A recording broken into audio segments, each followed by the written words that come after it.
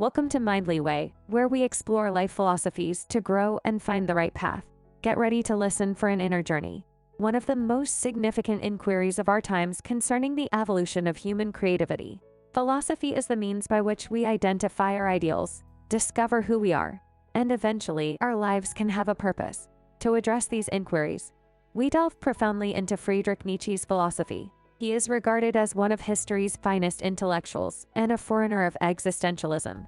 He was well known for his non-traditional views on religion and morals, and despite presentism of his contentious work, he demonstrated remarkable insights and demonstrated to be a highly deep thinker, understanding the actual nature of human psychology, composing instructions about how people can take ownership of who they are and use it to build their future. Numerous persons have been influenced by the teachings of Nietzsche, who penned multiple publications.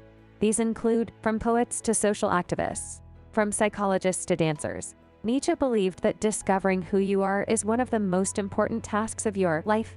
Hence, the following 4 actions are based on Friedrich Nietzsche's philosophy, which you can use as a guide to help you discover who you really are and go closer to, wish to develop into. 1. Nietzsche advises against following the herd mentality. What we've called universal disregard the herd's mentality, values, or what we have referred to as truth, have only ever been the subjective manifestations of people who help them gain popularity. Nietzsche thought that the herd mentality is caused by inflexible social norms, similar to a herd of animals. A herd mindset is focused on comfort, sameness, and the preservation of its people.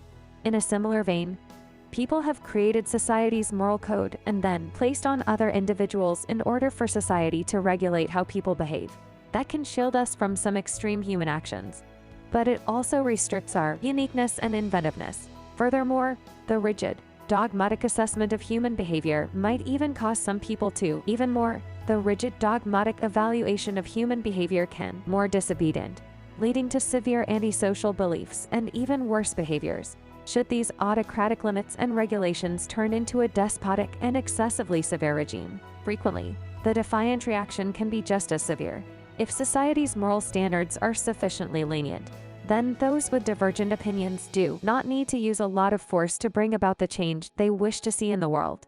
Morality is typically advocated in a fairly strict manner in real life. Rigorous manner. A very strict practice is used to promote morality. Not only do the educational, religious, and cultural frameworks portray it as such, but manner. Additionally, the majority of people have this mindset, meaning they don't want to stand out from the group, is terrified of being turned away. Therefore, according to the representatives of anyone who sticks out too much among those groups is someone who exudes danger and terror. People are known to be terrified of the unknown, and this fear is perfectly merited inside this dynamic. We encounter this in our daily lives. This dynamic is constant, regardless of the era, the Middle Ages, or the present. Whether it's Galileo's execution for questioning authority or incidents at school where peers made fun of you or another student for standing out and being unique. It's all over, from the same fabric. The herd is made up of individuals who have given up on their aspirations and creative ideals and are feeling uneasy and even intimidated by persons who possess certain attributes. These people are averse to change and self-admitting that some of their unrealized potential still exists. Even though it's unsettling to realize, a driven and independent person must not allow themselves be pulled down in life by the errors of others. Rather, you must follow your own path, separate from the crowd, and then shine a light so it is so brilliant that it is unavoidable. You might begin by challenging and quieting those unfavorable voices that you have internalized when you were a child. It doesn't matter if it's a narcissistic partner, a strict instructor, or a parent, whoever informed you that you are unable to do the things you would like to, most likely because they feared that if you were successful, it would highlight everything that is wrong with them. They therefore desire to curtail your uniqueness and reintegrate you into the group. Additionally, having courage and strength of character helps you get past the anxiety that comes with taking a step outside of your comfort zone, as doing so is essential to realizing your true self. 2. Accept the challenge of self-discovery. Nietzsche once said, "No prices, except the hard work and self-discovery, too much to pay for the right to be your own owner." Our natural and instinctual response is to run away from any hardship. Because of technology and the ease with which everything can be accomplished, we have become ungrateful, forgotten that pain is a necessary component of existence. But in Nietzsche's view, that can only happen if we are prepared to take on the difficulties. We are only spiritually growing when we are willing to face life's occasions, of life in which we are developing spiritually. When Nietzsche was 29 years old in 1873, he tackled this important query of how we are reading a lovely piece called Schopenhauer as Educator. In this essay, he made the case that in order to achieve one's goals in life, one need potential. They must choose the challenging route, which frequently results in loneliness. Although being a solitary is not easy, it is a privilege that comes with a price of taking responsibility for oneself. You have to preserve your distance from the tribe in order to prevent yourself from being overtaken by them. People, you must make an effort to be free, which could cause serious problems in your existence. Instead of choosing the easy route, you should choose to go out on the hunt for it rather than choosing an easy route. You ought to decide to start the journey toward success, regaining the freedom to be who you are, no matter how scary that may be. Being free also entails not having any physical or mental requirements. Then, being free also entails not having any needs, both psychological and physiological. Stated differently, you should drive them instead of letting them drive you. For instance, any time you experience a strong emotional need to take action, such as complaining to someone with great passion, you have to make an effort to first become aware of this inclination, and after that determine whether or not to take action. On this issue, Nietzsche's philosophy is quite comparable to many contemporary motivational gurus, and thought leaders are similar. But that's where the similarities end. If self-improvement is the primary goal of motivational gurus in order to attain material prosperity, Nietzsche goes farther, speaking of a fulfilled existence beyond financial and relational fulfillment. He is fighting an internal battle to discover who he is. And this quest, the struggle is to discover who you are. And this is a much more challenging question that calls for an inner battle, is a far more challenging endeavor that calls for a completely different kind of sacrifice. For instance, if a motivational speaker teaches you how to boost your self-confidence to become well-known and draw in investors for your company, Nietzsche advises you to first assess the principal source of your want for self-assurance. And you'll typically discover that it's exactly that wish to win over others, such your friends and family, or to tell people about yourself to the broader public. You might be able to give up this urge and concentrate more on what matters after doing a quick investigation on far more profound matters, such as self-discovery, in your life. Additionally, this project may turn you become recluse. You may find yourself at odds with a lot of people if you refuse to compromise. It entails altering your way of life, breaking up with friends or in other relationships, to examine your deepest worries, examine your darkest feelings, and come out of them above the group. The bonds of fear and opinion must be broken. We should challenge our own demons. But Nietzsche advises against casting them out. You should make an effort to comprehend the profound significance that lies outside of them. You must venture out into the world, take action, give in to various temptations. However, remain fully present at all times, and ultimately, you will emerge as a person with a notably stronger inner essence and a stronger character. You cannot completely understand life if you do not venture out and live it as it is. You cannot say that you have lived your life unless you confront your own demons and go out and experience life firsthand in a fully aware state. Assert that you've lived your life. The amount you are willing to spend for it will determine how far you can go. To achieve self-ownership and to stay away from living a pointless life, you have to discover your innate talent. Without guidance, you have to take a path that has never been taken before in order to connect with your inner brilliance. Since no one else can take that route on your behalf because you are unique. Discovering who you are means discovering what makes you special, the beliefs and qualities that make you actually. Discovering who you are means identifying your unique qualities and the things you genuinely adore, and which stand for you. 3. Accept the things that bring you significance. To paraphrase Nietzsche, he who has a why can agree to what gives you purpose, bear nearly anyhow, according to Nietzsche's theory. Say yes to the things that genuinely mean something to us and give our lives purpose. Everything that brings us meaning in our lives is something we should embrace. God promised long ago that everything had a purpose. Nietzsche, however, asserts that in a culture that is becoming more secular and scientific, one can no longer look to religion for guidance in life. This worried him since the average individual would be led to nihilism, which is to say universal indifference and a refusal to look outside oneself for significance in life. He thus presents us with 3 options that each of us can try utilizing to discover purpose. in our daily existence. His initial recommendation was to substitute philosophy, art, music, drama, and literature for religion, and other humanities disciplines to offer comparable advantages. The humanities provide us with the opportunity to put our struggles, our efforts, and our chances into perspective.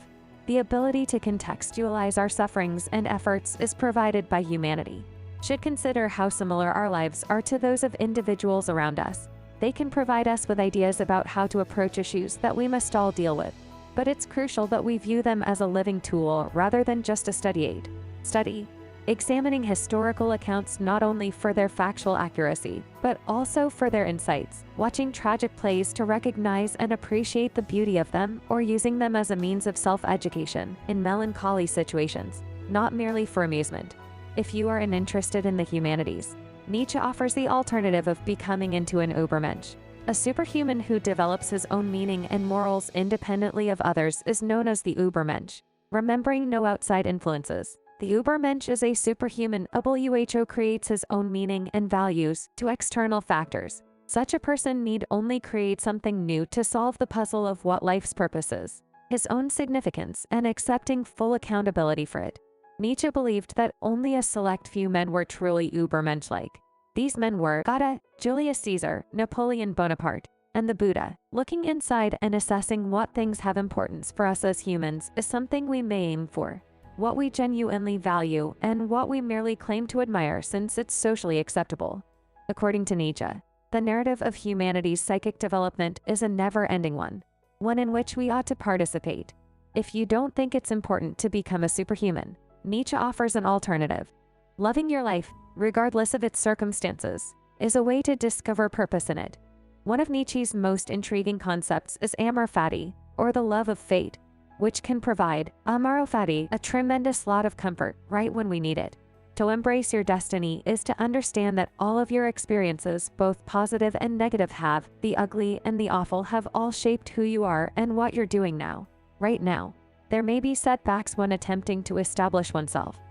However, accepting those setbacks in addition to your accomplishments can help you rediscover the joy of life and help you understand its significance, even during the most trying times. 4. Discover your genuine ideals. Nietzsche poses the question, what if someday perhaps discover your real values? If a demon were to follow you that night into your deepest loneliness, it would speak to you. You will have to experience this life again, and countless times after having lived it already.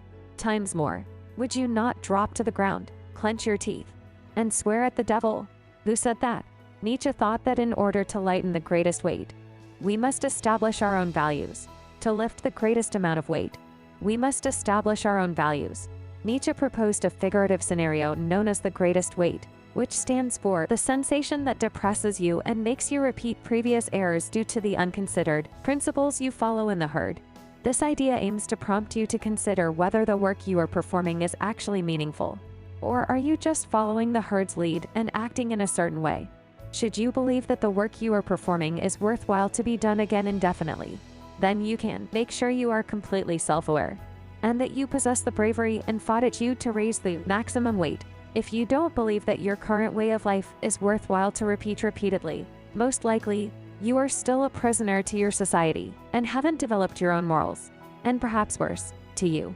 If you're frustrated because you keep making the same mistakes and find yourself repeating them, most likely, you haven't re-examined the values that your herd has forced upon you. As a result, you still lack complete personal development. Only when your moral landscape has been re-evaluated can the greatest weight be lifted. How many times have you witnessed someone gaslighting you and chosen to ignore it because you were afraid to confront them? Alternatively, how often have you or a buddy said, "I'm with the same person, having the same issues"?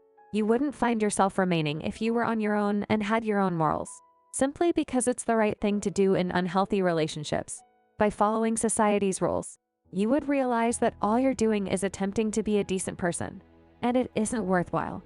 Nietzsche advises, ask yourself if you want this once in every little thing, greater and countless times over. If the response is negative, you should examine your ideals and make changes to who you are. You must reevaluate your values and change who you are, and only after that may the weight be raised. True goodness transcends what is typically seen as good and evil. For the most part, we spend our lives in our own prisons, social ideals that enthrall the wildness blandly presubscribe our jail cells, and the spirit of individualism in humans. Many of us give in to this cage's comfort. Nietzsche understood that we could awaken from the prison of our imposed beliefs to our individual values. You must go through this in order to liberate yourself and establish your own morals and purpose in life. You must go through this rebellious stage of development to break free from the constraints of custom, religion, and society. You must possess courage, and you could even need to cut ties with a number of individuals in your life. It can and should be a considered, calculated response rather than one that is forceful and abrupt, serene but unambiguous one. Making a list of everything and everyone you believe restricts your freedom is a good place to start, to be who you are. There can be a regrettable unwritten rule at work, or it might be your spouse who constantly seeks to regulate and rectify your conduct. Or it may be your parents or friends. People pass judgment on you when you act in a certain manner. After completing this, attempt to come up with some potential tactics to alter the circumstance. Perhaps you might discuss the problem with your husband in a conversation. Maybe you discuss the issues at a meeting with your managers or coworkers at work. You are going through how it's affecting you and how you wish it were different. Or you could make new pals who will value you more. You don't have to conceal your goals when you feel the greatest weight is weighing you down. However, you must instead escape your cage of herd mentality and pursue. It is necessary for you to escape your prison of self-made herd mentality and pursue your dreams, the dreams that provide purpose to your existence.